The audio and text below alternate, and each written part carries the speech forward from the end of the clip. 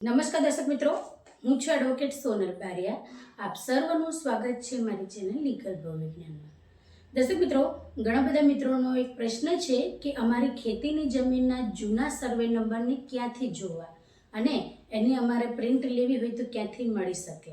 તો ચલો દર્શક મિત્રો, આજે આપણે એના વિશે સંપૂર્ણ માહિતી મેળવીએ. તો દર્શક મિત્રો, જ્યારે તમારી પાસે ફોન હોય કે લેપટોપ હોય તો તમે ઘરે બેઠા જ તમારો જે જૂનો સ્કેન કરેલા જે સર્વે નંબરો છે એ મેળવી શકો છો. તો તેની માટે તમારે તમારો જે સ્ક્રીન છે એટલે કે ફોનની અંદર અથવા તો તમારા લેપટોપની અંદર તમારે ગૂગલમાં જવાનું છે. ગૂગલમાં જઈને NEROR નામની આ સરકારી એક કહી શકાય કે વેબસાઇટ છે કે જેની ઉપર દરેક ખેડૂત મિત્રોના જે સર્વે નંબરો છે કે ખેતીની જે પણ માહિતી છે એ ઓનલાઈન રેકોર્ડ્સ પર છે. એટલે તમારે NEROR નામની વેબસાઇટ પર જવાનું છે.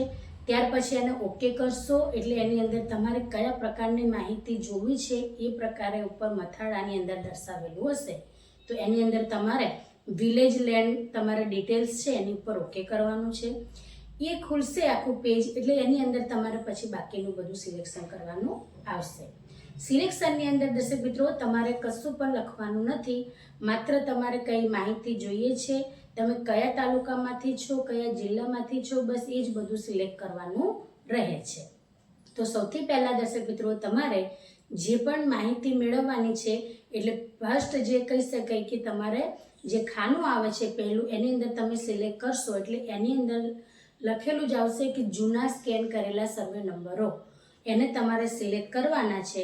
ત્યાર પછી તમે નીચે આવશો એટલે તમારું જે ગામ છે એ તમારે સિલેક્ટ કરવાનું, તાલુકો સિલેક્ટ કરવાનો, તમારો જે સર્વે નંબર છે એ સિલેક્ટ કરવાનો અને ત્યાર પછી તમારે નીચે જે કહી શકાય કે કેપ્શન આવશે એને તમારે ત્યાં આગળ લખવાનું છે.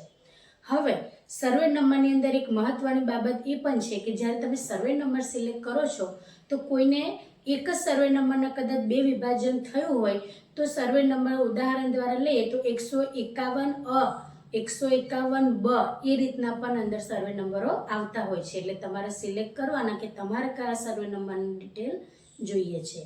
એટલે જ્યારે પછી તમારે આ ગામ, તાલુકો, જિલ્લો એ બધું સિલેક્ટ કર્યા પછી તમારે કેપ્ચર નાખ્યા પછી એને તમારે સબમિટ કરવાનું.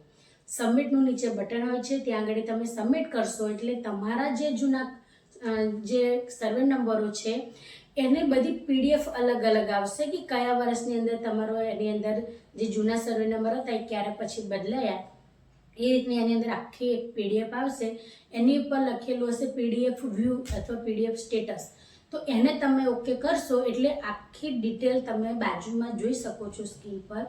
એ રીતનું તમને જોવા મળી શકશે અને એ રીતના તમે છેલ્લે તમારે જે સર્વે નંબરો સૌથી તમારી પાસે કે 1995 કે પહેલાંને પણ અંદર તમારી પાસે જૂના સ્કેન કરેલા હોઈ શકે છે સર્વે નંબરો. એટલે ત્યાંથી તમે એની PDF પણ તમે કઢાવી શકો છો અથવા પ્રિન્ટ પણ કઢાવી શકો છો અને જે તે જગ્યાએ જો તમારે આપવાના હોય તો તમે એ આપી પણ શકો છો.